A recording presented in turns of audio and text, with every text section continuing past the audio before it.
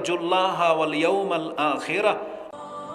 আজকের বিষয়টি নিয়ে আলোচনা করবেন দেশের প্রখ্যাত আলেমে দ্বীন, অত্যন্ত জনপ্রিয় সুপরিচিত একজন বক্তা শেখ মাহমুদ বিন কাসিম। ইয়ারজুল্লাহা ওয়াল ইয়াউমাল আখিরাহ ওয়া যাকারাল্লাহা কাসীরা। এটা তো ওই ব্যক্তি পারবে যেই ব্যক্তি এটা বিশ্বাস করে নিয়েছে যে কিয়ামতের মাঠে আল্লাহর সামনে আমাকে দাঁড়াতে হবে। আল্লাহ সুবহানাহু ওয়া তাআলা বলেছেন, যেই ব্যক্তি এটা বিশ্বাস করে যে আল্লাহর সামনে আমাকে দাঁড়াতে হবে, সেই ব্যক্তি খুঁজবে আমার রাসূলের চেহারাটা কেমন ছিল।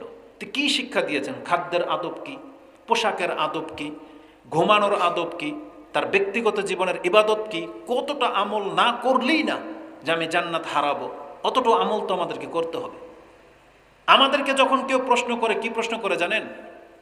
প্রশ্ন করে যে হুজুর বা শেখ বা ভাই বলেন তো দেখি, কি করলে একটা চাকরি পাওয়া যাবে বা রিজিকে বরকত হবে, এই প্যারেশানি জীবন থেকে মুক্ত হওয়া যাবে। আর মহিলারা আমাদেরকে জিজ্ঞেস করে, এমন কোন আমল আছে হুজুর বলেন না যাতে আমার মেয়েটার তাড়াতাড়ি বিয়ে হয়ে যায়। বুঝেন, এটা হচ্ছে তাদের প্রশ্ন।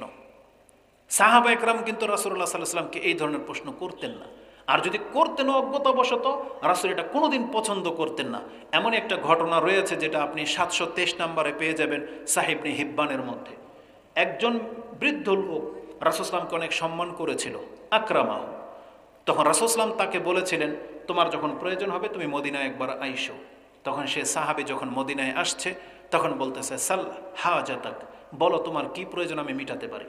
এখানে একটা নোক্তা বলে দিই, অপশন যখন রাসূল দেবে তখন উদ্দেশ্য হলো জান্নাত চেয়ে নিক, কারণ আল্লাহর পক্ষ থেকে তার কাছে ওহী করা হয়।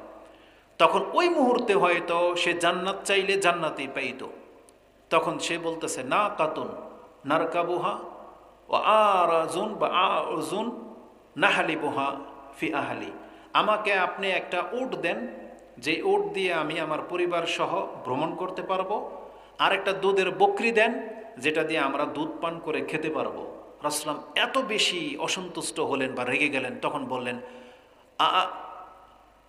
আজাজতুম আন তাকুনু আজুজ বনি ইসরাইল, তোমরা কি এতটাই অপারগ হয়ে গেলা যে তোমরা বনি ইসরায়েলের সেই বৃদ্ধা মহিলার মতো হইতে পারলা না? তখন বলছো, অমা আজুজ বনি ইসরাইল ইয়া রাসূলুল্লাহ, বনি ইসরায়েলের সেই মহিলার ঘটনাটা কি? তখন রাসূল সাল্লাল্লাহু আলাইহি ওয়াসাল্লাম বলেছেন, লাম্মা সারা মূসা বিবনি ইসরাইলা, মূসা আলাইহিস সালাম যেই দিন তিনি বনি ইসরায়েলকে নিয়ে রাতারাতি মিশর ছেড়ে দেওয়ার প্ল্যান করলেন, দাল্লাত তারিক, রাস্তা হারিয়ে ফেললেন। তখন তিনি বনি ইসরায়েলের আলেমদেরকে ডাকলেন।